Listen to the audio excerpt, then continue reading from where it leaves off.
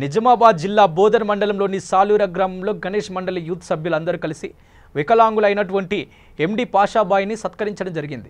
మన గ్రామంలో అందరూ కలిసికట్టుగా ఉండి ఒకరిని ఒకరు ఆపదలో సహాయపడుతూ కుల మత భేదాలు లేకుండా హిందూ ముస్లిం బాయి బాయి అనే నినాదాన్ని నిజం చేస్తూ కలిసికట్టుగా ఉండాలని గత 5 సంవత్సరాల నుంచి తన వంతు చందాల రూపంలో సహాయం చేస్తూ ఒకరి పండుగలను మరొకరు కలిసి జరుపుకోవాలని, ఏ విధంగా అయితే గణేష్ నవరాత్రులు మరియు మోహరం పండుగ ఈ నవరాత్రుల్లో కలిసికట్టుగా ఇలాగైతే వచ్చాయో అదేవిధంగా మనం కూడా అలాగే కలిసి ఉండాలని ఎండి పాషా గారిని సత్కరించినందుకు గ్రామ ప్రజలకు కృతజ్ఞతలు తెలిపారు.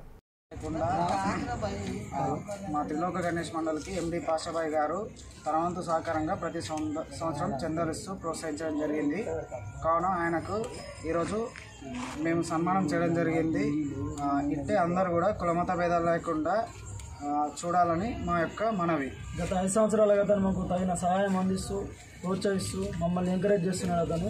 కావున అతనికి చిన్న సన్మానం చేయడం జరిగింది. ఇలాగే ప్రతి ఒక్కరు కుల మతాలని భేదాలు లేకుండా వారి పండుగలను మన పండుగలను వారు జరుపుకోవాలని మా మండలి తరఫున విజ్ఞప్తి చేస్తున్నాం.